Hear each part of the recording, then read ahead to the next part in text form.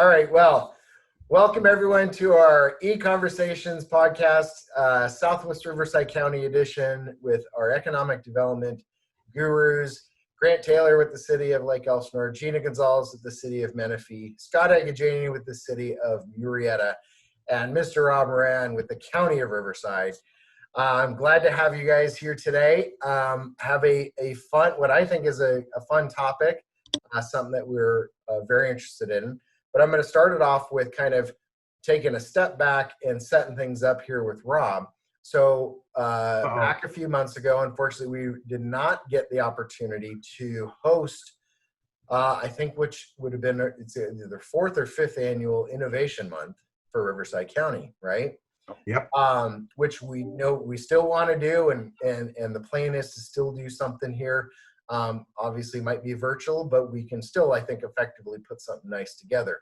But the idea with Innovation Month is the idea of startups and new business and the idea of what can we do to help create an environment and an ecosystem in each one of our communities to support different types of startups. You know, it's not necessarily just tech or biotech or anything. It's just startups, right?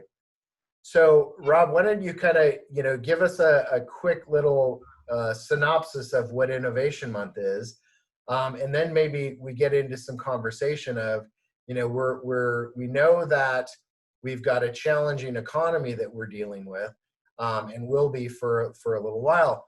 Well, the last time we had that back in 2008, we saw a huge amount of startups, right? Probably the largest amount of startups in God knows whenever, if there ever was anything even in comparison. So I think that we have something, to an extent, like a tsunami of small businesses getting ready to flourish here in the next few years.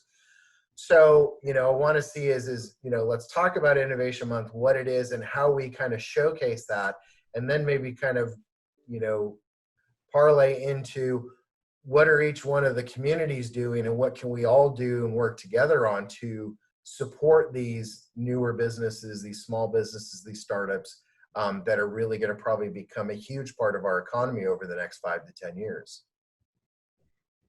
Well, perfect. Yeah, thanks, Patrick. I was a little bit worried about what you were going to spring on me today, but this is one I think that's near and dear to our collective hearts here, and a few of our partners that are missing. But yeah, Innovation Month, this is I think our would have been our fourth Innovation Month in April, and we chose April for no particular reason other than it worked well with most of our community's calendars, and it's spring, it's a time of rebirth and growth, and we thought that sort of works. But basically, Innovation Month is a celebration of all things that are related to innovation and entrepreneurship in Riverside County. And the premise is that, I really point out that it's innovation and entrepreneurship in all its different forms. So it's not just a tech thing. It's not just, university-based research or any of the real high-tech stuff. It could be somebody who's just inventing the next or opening up the next ice cream shop with a new concept, and that's what they want to do. Or the next dry cleaners or any other retail. So, and it's not one particular sector or another. It's just celebrating entrepreneurs and innovators in Riverside County and everything that they go through. And in particular, it's with the kind of the key goal is to demonstrate that there's this ecosystem, this innovation and entrepreneurial ecosystem that supports those that have these new ideas and concepts. They're not alone. They're not, they don't have to come up with this concept and go, gosh, I don't know what to do.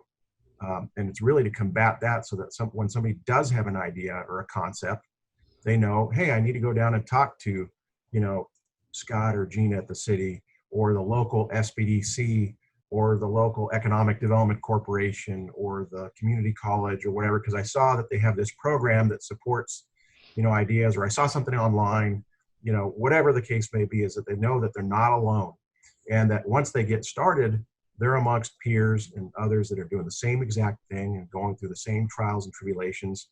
And being an entrepreneur and being, a small business is extremely difficult. And really, we want to show them that in Riverside County, you have a real robust network to support what you're trying to do.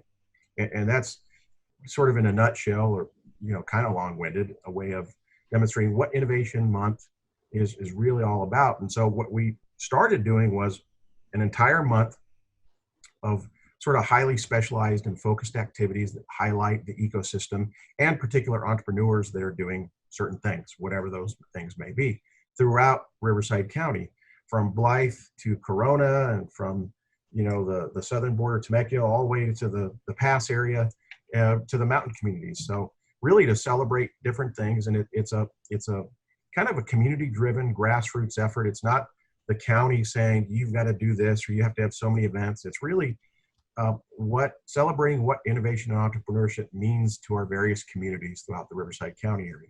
And like Scott's done some great things with the genomics and some really highly technical things.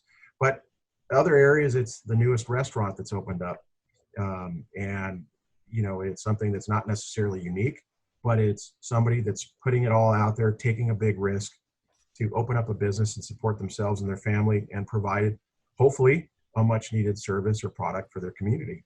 And knowing that they have a support system here to help them, whether it's, taking that idea and translating it into an actual business, or helping them with financing, or, whatever the case may be.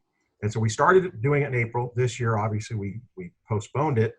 The original thought, we all thought that we could do it in October and that we'd all be back to sort of normal. And obviously it doesn't look like that's gonna be happening. And especially when you're talking about lots of different events that were networking type of events, face to face. Don't think we're going to be there in October. So, we either, and we've been so, I think, knee deep with COVID stuff that we haven't really thought about whether we do something virtual, which you pointed out, Patrick, or if we, just wait till April and see, what we do, either as a combination of face-to-face and virtual. Because I think, the virtual, way of communicating isn't something that's going to disappear after the pandemic. I think it's going to make people a lot more efficient. So that's sort of the long-winded explanation. And we could do some stuff in October. I'm not entirely sure. I think you bring up a great point. You're putting me on the spot now. That's what I'm good at. Well, we're all figuring out that there are, definitely ways to take advantage of, the new virtual world that we have at our fingertips. And, I've talked to, Scott extensively about how, there's certain events that we at the chamber do that we probably won't go back to in person because it's more effective virtually. And it helps a lot of people, and it gets a lot more exposure in that regard. And so that might be one of those things of looking at too, especially when we're talking about a full county-wide event, that virtually might be better for a county-wide event. So, something for us to think about and talk about. But the idea of having the conversation about, Innovation Month and what it is that, I do believe that we're going to see a lot of newer small businesses, startups over the next few years with what's currently going on. And so kind of wanted to talk about maybe what, some of the community's thoughts are or plans of that, maybe obviously leveraging certain tools or entities that you have currently in place, but, what are some of the things that you guys might be looking towards, in the not too distant future when it comes to that? So I'll jump in if it's okay. I want to point out, first of all, that any event that you've done in the past that didn't have food associated with it should be one of the ones you seek to replace. And I'd also like to point out that we've got, Grant from the city of Lake Elsinore and Gina from Menifee, and I'm, of course, from Murrieta. All three of us, I think, were large participators in Innovation Month. And I find it interesting that South Riverside County has been so active in trying to focus in on innovation. And I think you're seeing a lot of benefits to that kind of focus. And I think Rob doesn't get enough credit for being the brainchild behind Innovation Month. He never gives credit. He always says the word we, but it was him, by the way, just so you know. It was all Rob, and everyone else followed along, and we're appreciative. But real quick, Scott, I want to make sure we point out that Christine from the city of Temecula and Kim Davidson from the city of Wildomar are part and parcel of Innovation Month. And you know, when we started Innovation Month, my original thought was to do it for a week. And Kim Davidson was one that said, no way, you've got to do it for an entire month because there's no way you're going to be able to fit in all these events. And she was absolutely right. So I just want to further your point that, yeah, Southwest Riverside County cities and communities have been extremely active and supportive of Innovation Month, and it's a real joy. Well, it made perfect sense. If we were going to have Innovation Month and only host it for a week, that would have just not shown innovation. Would have been silly. But yes, so all the cities down here have been really, really active. And I think some of the interesting things you're seeing in our area, Murrieta, for example, and I'm sure Gina and Grant can speak to this as well. We were, before this COVID situation came along, we were growing by about 600 business licenses a year, just a fantastical pace of business startups. And it wasn't just the things that we tout all the time. You know, we like to talk about our biotech lab and our incubator, but we were seeing growth in all kinds of fields. And a lot of it was simply people who decided to bring a business home because they didn't want to have to commute to go drive to own their business somewhere else. And they felt confident enough in the local economy that they knew they could start here and be successful here. And as more and more of them did it, more and more of them saw the proof was in the pudding and decided to go ahead and do that too. Pudding, by the way, delicious treat. And so you were seeing this kind of snowballing effect of small business starts, and they were continuously being successful. We weren't seeing a lot of closures. We were seeing a lot of starts, and it was a really good time. And I think that Patrick keyed in on something really important here, which was the first. And that was to say that, you know, during times of crisis, you tend to see more businesses starting, more people relying on themselves and less relying on employment, and becoming those auteurs that drive a new innovation forward.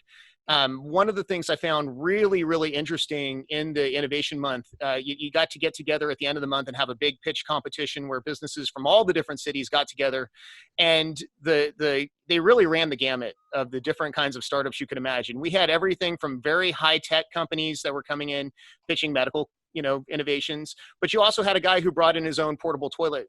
You know, and so it really, and people who had shoe rentals that were done online, and just very inventive, creative companies. Yes, very cool stuff. But there was no one single type of business that's being created here. There's not one single innovation. It is just innovation. There are just creative people here that are starting companies. We had a guy at the local pitch competition we did who brought in a gym bag. This was a 20-year-old gentleman who created a gym bag that sanitized your dirty gym clothes when you put the clothes into the bag.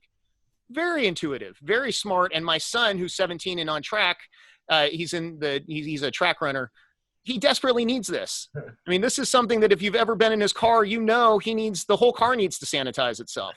And so just super exciting ideas and cool concepts out there. And it's really great to see that this area is not exempt from innovation. I think we're a leader in innovation. Mm-hmm. And people just need to know it. And that's why we have Innovation Month. So thank you, Rob.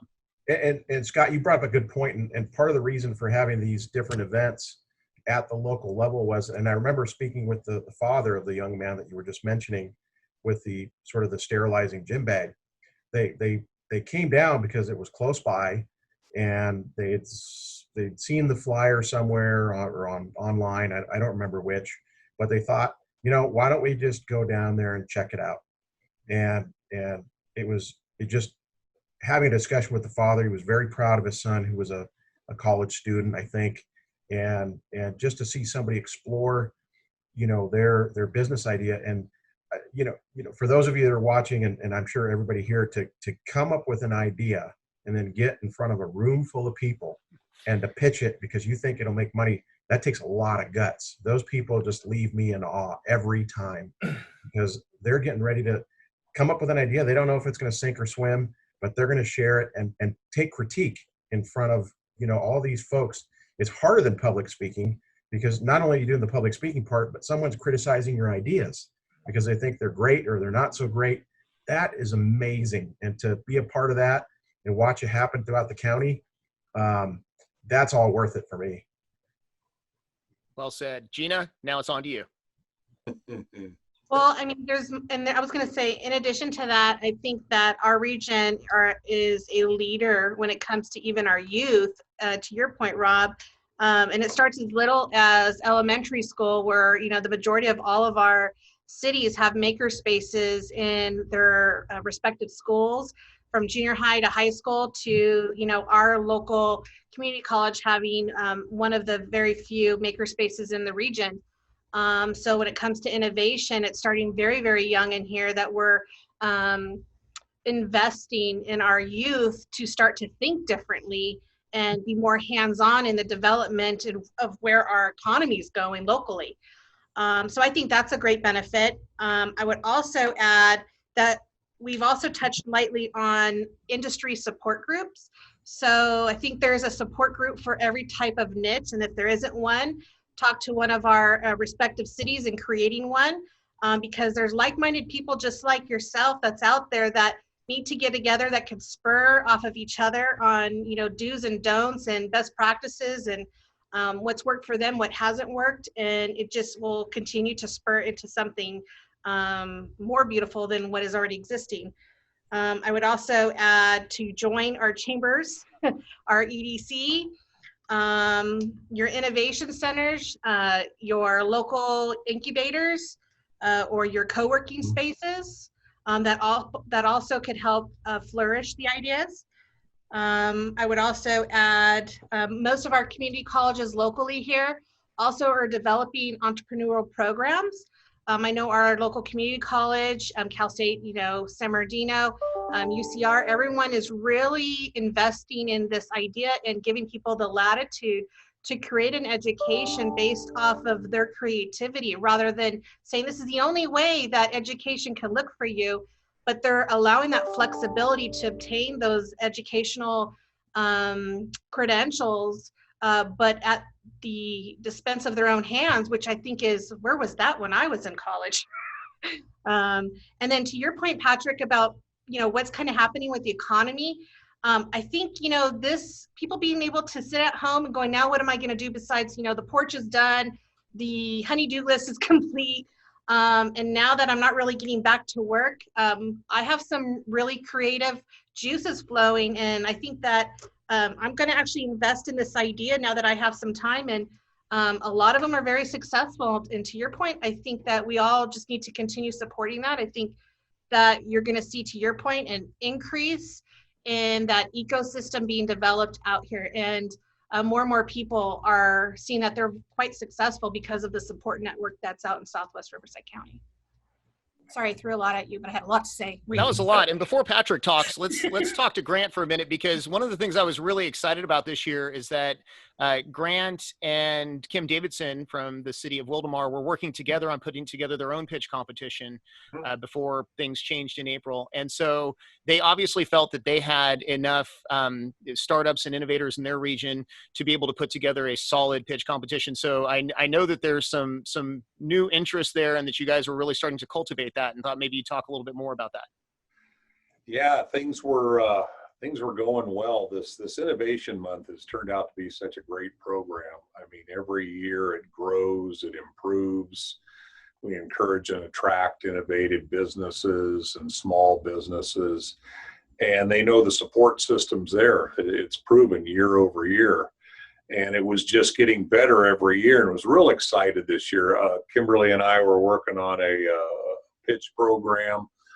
We were heading down that road. We had some solid people who were going to participate. We're very excited.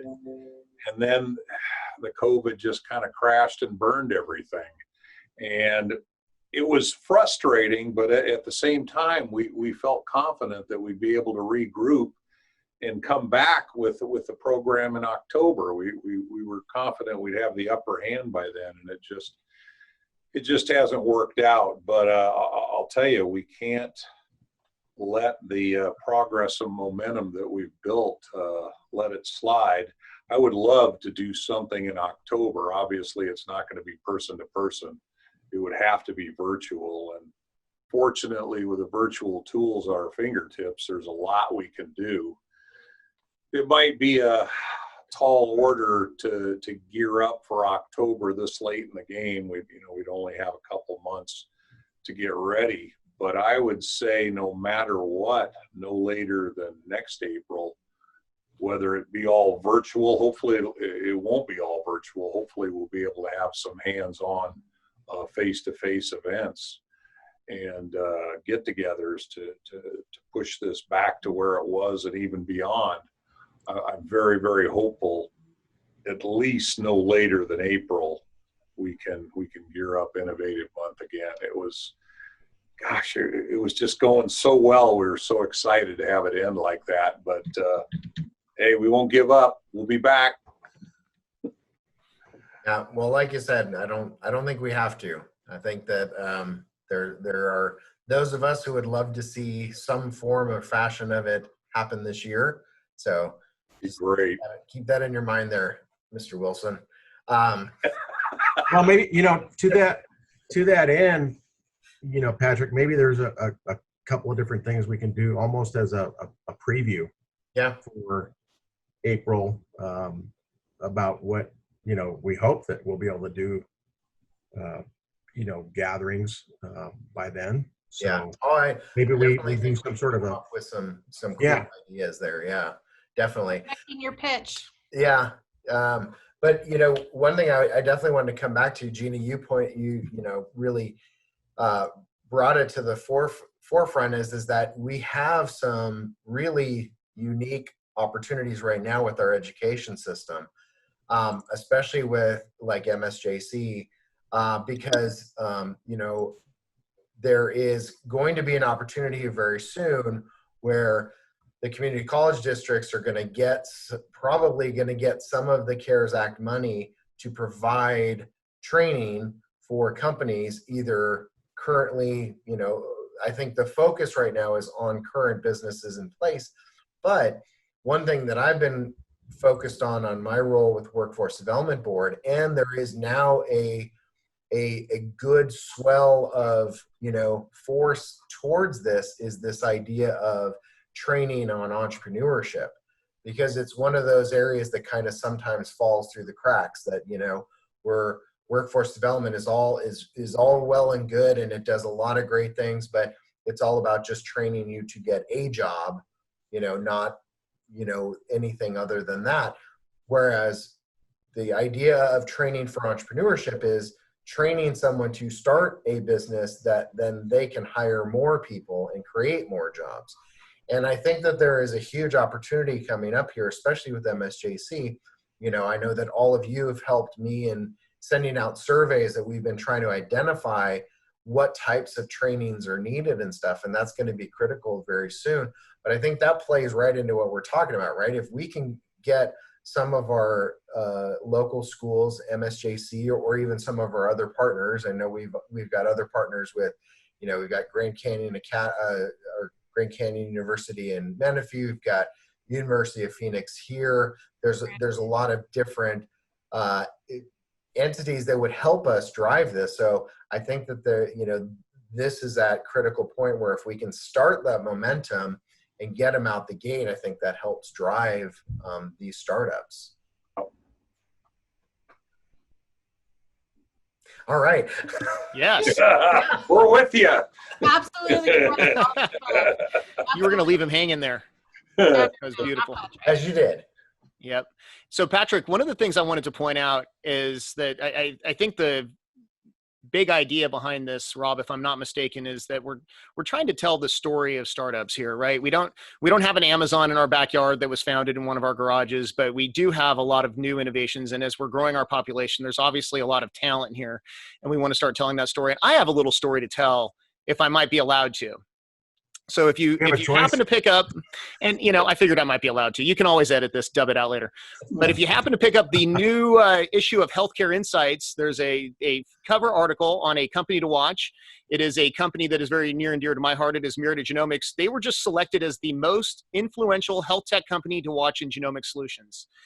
This is a nationwide article. It just got picked up by Yahoo.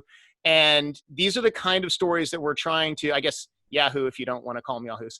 But these are the kind of stories that we're trying to tell in our region, is that, every time I hear that we're not getting new age businesses, I'm thinking, are you reading the national stories about companies like Meredith Genomics? And it is simply not them. We have a list of them that are working out of our incubator, and we have a list of them that aren't working in an incubator. Gina, one of your companies from Menifee is doing work in our incubator right now. It's a pair of PhDs that are working on Alzheimer's solutions. And these are talented people that are just looking for the right places to do their work and start their businesses. And when they springboard out, they're very likely going to land and open a business in Menifee. It's going to be very successful for them. There is just so much talent here. And I think one of the challenges we've had as a region is the storytelling of that. And I think that's why the work that Rob's done to start this event and the work that all of you have done to propel it forward has been so valuable. Very good. Well, I think what we'll do is we're gonna wrap it up with that. I appreciate your time. Rob, I know that you and I are probably going to be talking more about Innovation Month, Absolutely. version 2.0 or 2.2, whatever we want to call it. But I'm glad that you all tuned in. Keep an ear out for, our next iteration of Innovation Month. And we'll look forward to speaking to you again coming soon on our ECONversations. Thanks, everyone. Thanks.